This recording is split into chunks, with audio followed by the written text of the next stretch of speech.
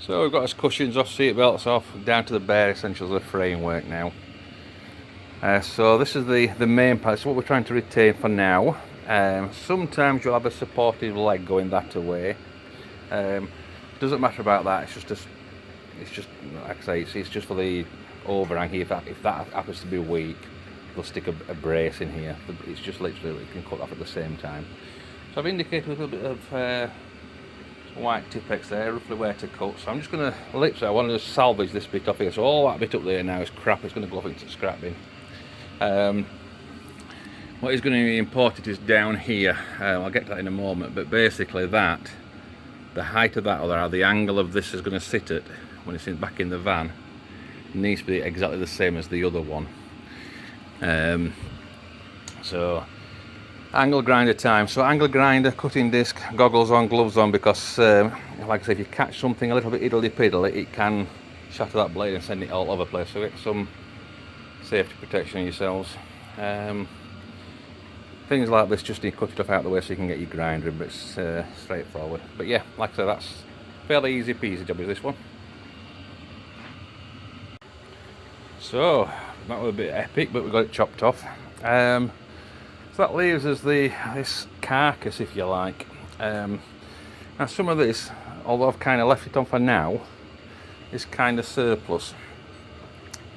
It's serving a purpose just right now, because what it's doing is stopping if I chop that off there, then obviously that could flop over. I do need to, I'm showing it from a side view actually. So just so you're aware, that's the back part of the seat, and as you can see there's quite a profile there.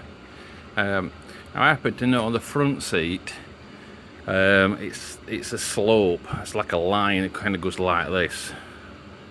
I forget it measures, but let's say it's 170mm at the front and 150mm at the back. It's something like that.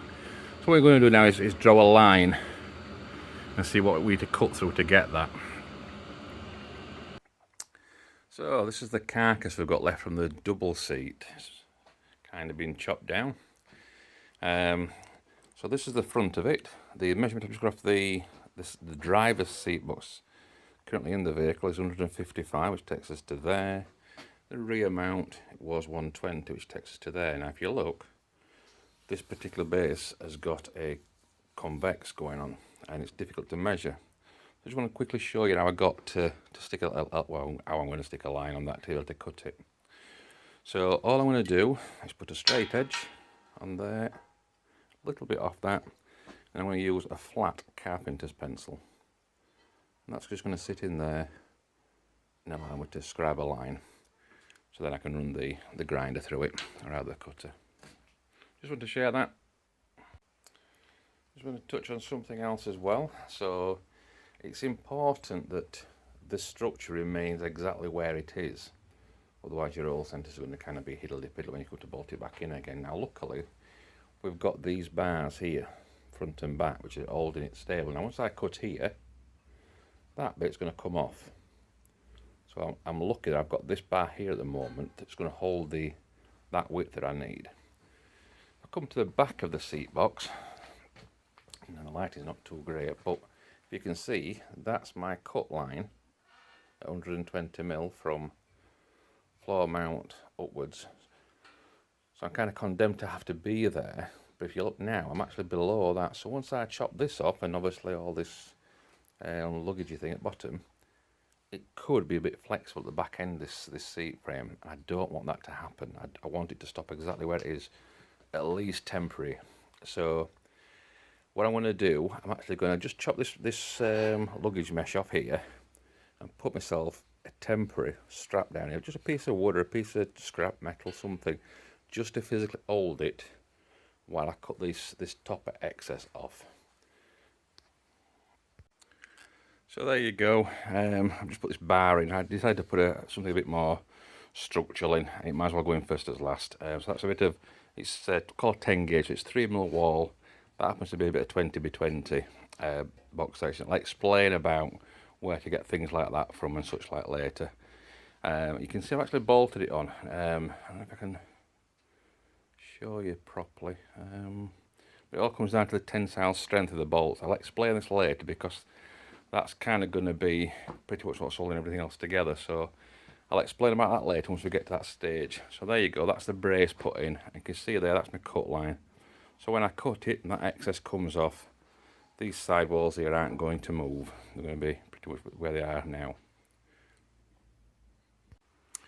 So we've got there, all the excess has now been chopped off, and it's just left us with a bit that we actually need, which is not a great deal, is it really? But so the bottom part is the seat frame, so 155 at the front, tapering down to 120 at the back. Same measurements what the driver's seat is, so we're replicating like for like when we come to put the other seat in. What's going to be an issue is, obviously, if you look at the top now, we've got no plate to physically stick a bolt through. I'll get to that in a moment. What's going to be important though right now is symmetry, because although that's bolts down to the van floor on a nice reinforced plate, we don't know if the seat needs to be central to it or slightly one way or the other.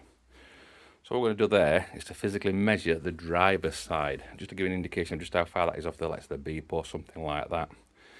And from that we'll be able to work out just what the offset, if any, is on this seat box.